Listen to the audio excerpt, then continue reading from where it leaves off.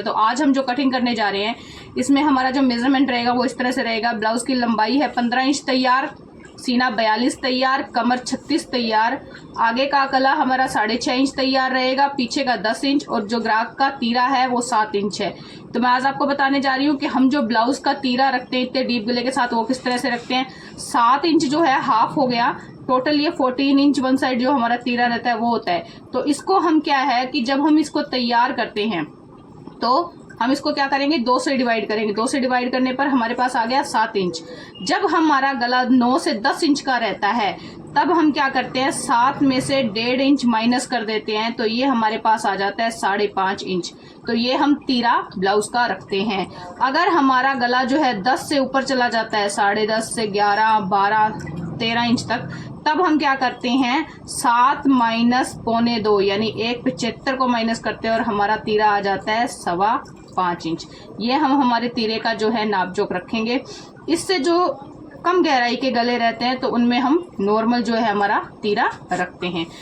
बाकी arm hole की जो शेप रहेगी वो हमारी चेस्ट के अकॉर्डिंगली हम लेके चलेंगे। तो अब मैं आपको कटिंग करने जा रही हूँ सांची का जो है ब्लाउज। जैसा कि हमने मेजरमेंट किया था कि हमने 10 इंच तक हमारा गला है, तो 5.5 इंच पर मैं ये इस तरह से मार्क कर रही हूँ। 5.5 इंच पर मैंने मार्क कर लिया है।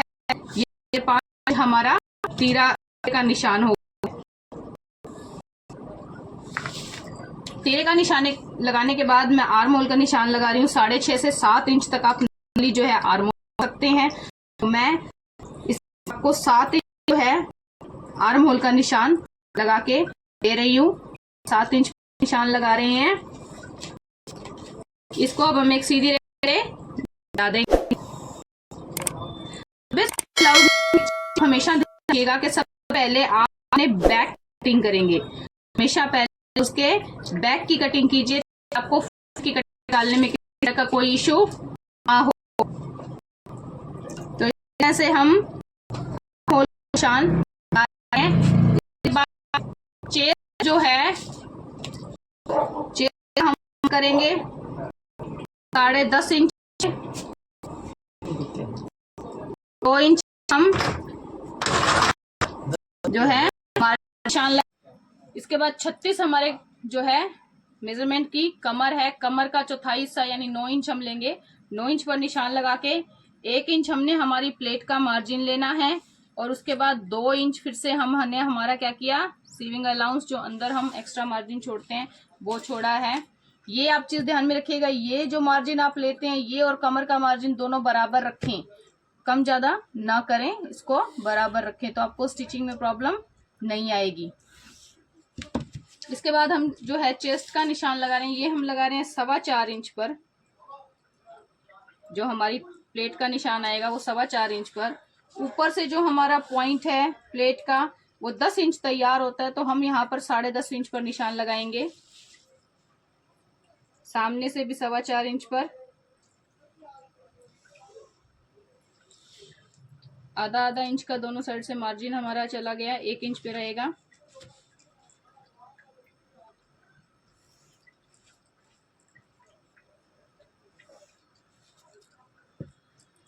ये जो मार्जिन है ये हमारा प्लेट का मार्जिन है। अब हम लगाएंगे गले का निशान, वही फिर से 3.25 इंच पर। गले की गहराई है हमारी 10 इंच। मैंने इसको 10 इंच पे निशान लगा रही हूँ।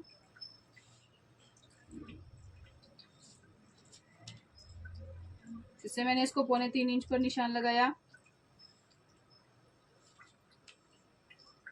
इसको स्केल की सहायता से हम बना लेंगे। फिर अब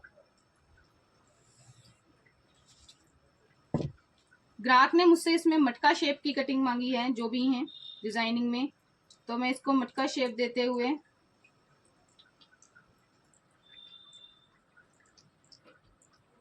ये मैंने डॉटेड लाइन से मटके की शेप क्रिएट कर दी है।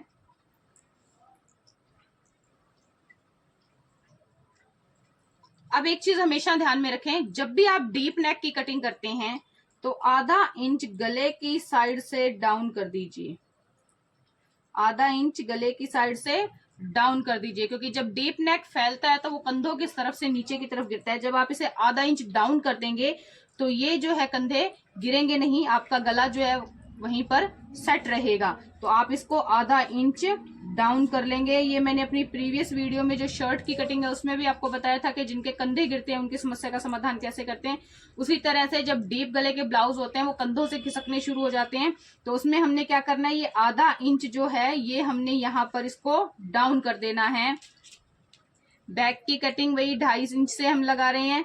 कम जब होती है, हैवी कम होता है तो 2.25 इंच तक हम लगा सकते हैं, लेकिन जब हमारी चेस्ट हैवी है तो हम 2.5 इंच तक ये जो है निशान देंगे। इसको हम डॉटेड लाइन से मिला देते हैं, हल्का सा डाउन करते हुए। फ्रंट का वही 1 से 1.25 इंच पर हमने निशान दिया अपना। फ्रंट का निशान भी हम बैक पे लगा रहे हैं ताकि जब हम फ्रंट की कटिंग के निशान लगाएंगे तो हमें प्रॉब्लम फेस नहीं करना पड़ेगा। अब ये आपके लिए जो आपकी यहाँ पर चेस्ट साइज है वो आपका 42 है, तो 10.5 इंच, और जो आपकी कमर है वो 9 इंच का जो है हमने परफॉर्मा सेट कर लिया है। अब हम इसकी कटिंग करेंगे।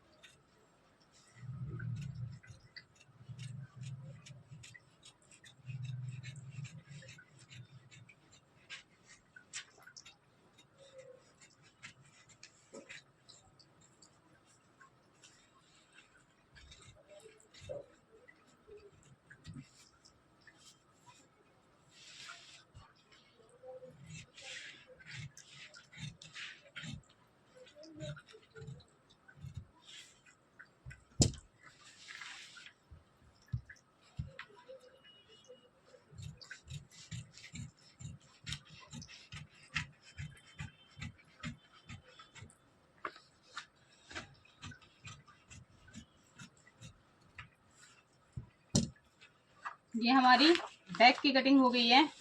अब हम फ्रंट का जब कटिंग करेंगे तो फ्रंट की कटिंग के लिए हम अपने बैक को इस तरह से रख लेंगे।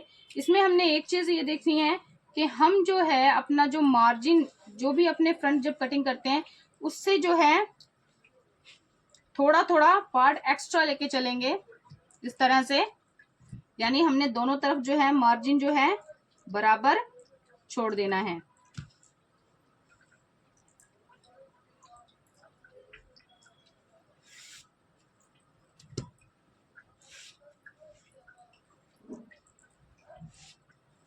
इस तरह से बराबर मार्जिन छोड़ने के बाद जो निशान हमने यहां पर लगाए हैं उसी तरह से हम पूरा निशान को यहां पर लगा लेंगे।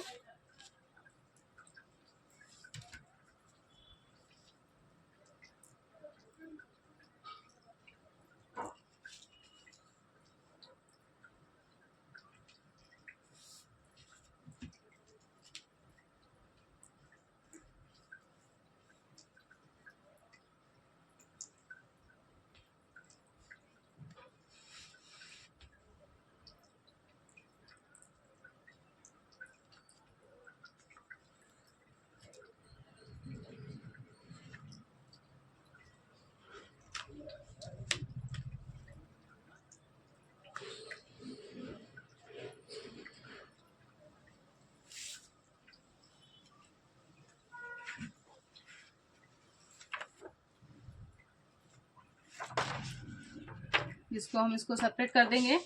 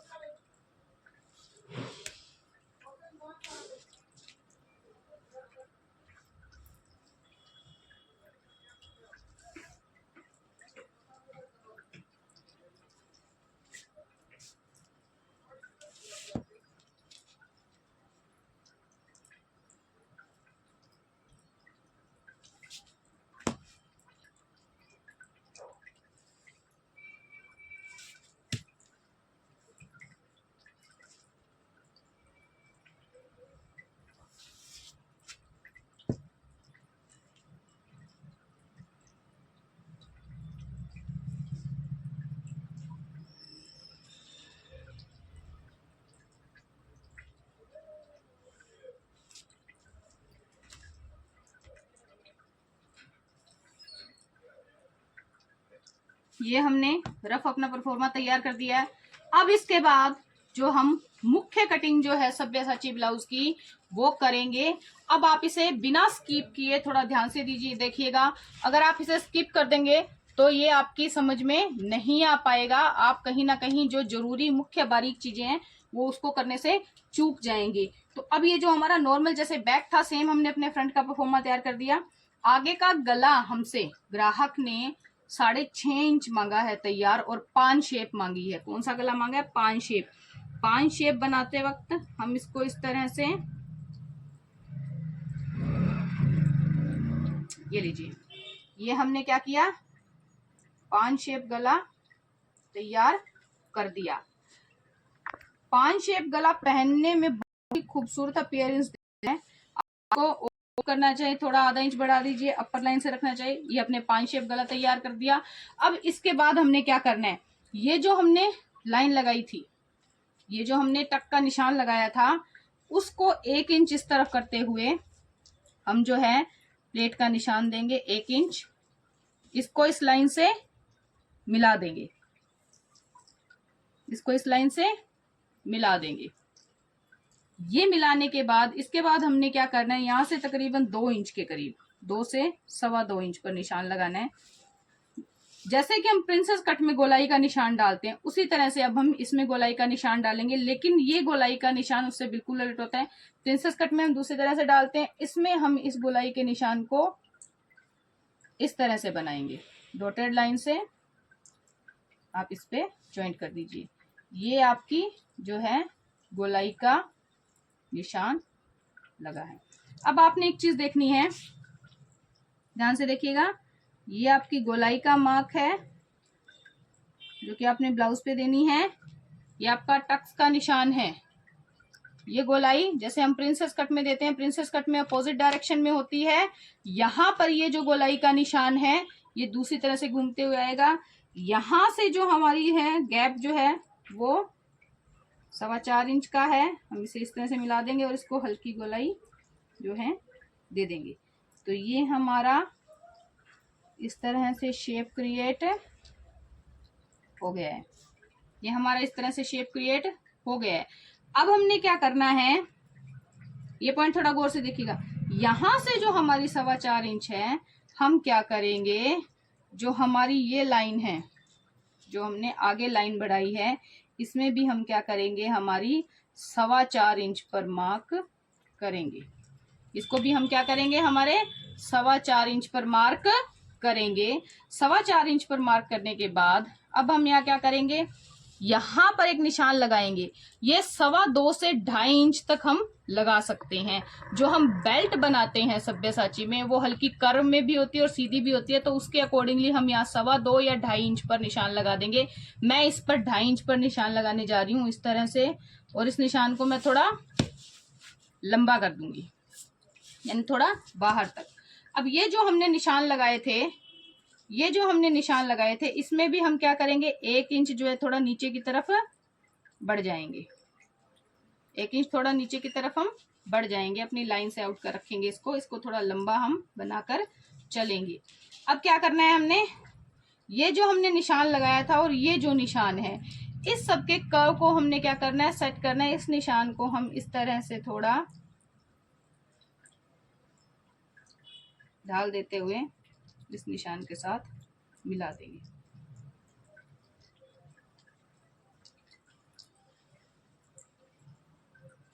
अब आपने क्या करना है, जब आप अपने बैक को देखेंगे तो आपको अपने बेल्ट की लंबाई का पता चल जाएगा। बैक हमारी क्या है, 9 इंच है, और विद मार्जिन हमें कितना चाहिए, ये देखिए। जब आप इसको नापेंगे तब आपकी क्या आ गई है, 12 इंच बेल्ट आ गई है। तो अब आप क्या करेंगे, अपने इंची टेप को यहाँ से 12 पॉइंट पे रख के इस लाइन के साथ साथ घुमाएंगे जहां तक आपका पॉइंट आता है 12 इंच तक, वहां पर आप निशान लगा देंगे।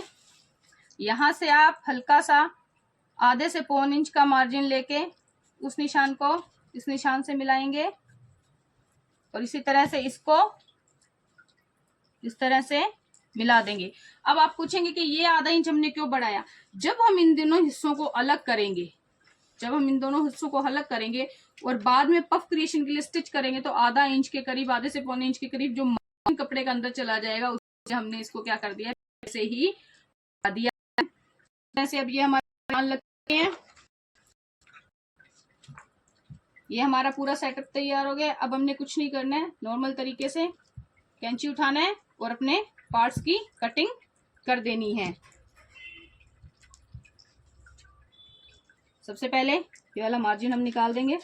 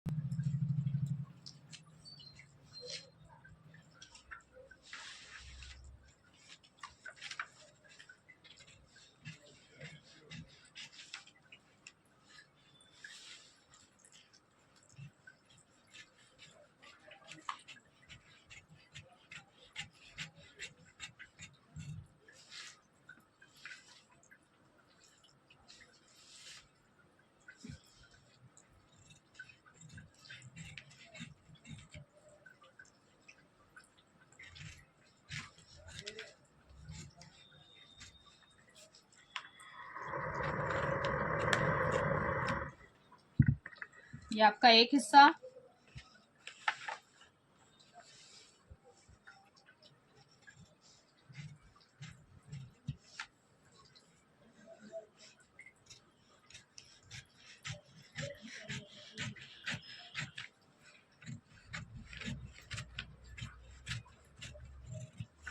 ये आपका जो दूसरा हिस्सा है,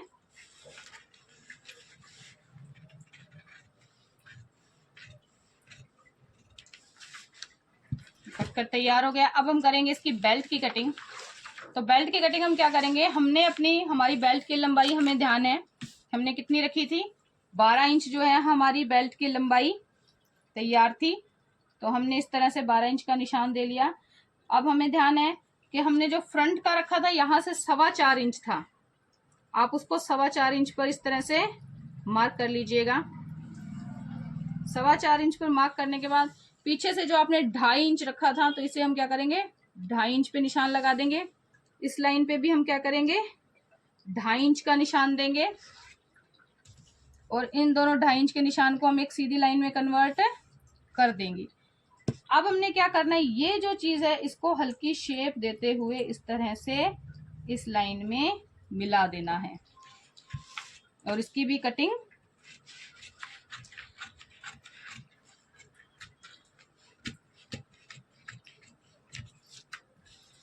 इस तरह से इसकी कटिंग कर लेनी है। ये अब 3 हिस्सों में हमारे पास हमारे सब्यसाची ब्लाउज की कटिंग आ गई है। अब आपका ये क्यूरियोसिटी रहेगी कि हमने ये इतना हिस्सा निकाल दिया तो इसमें किस तरह से ये तैयार होगा।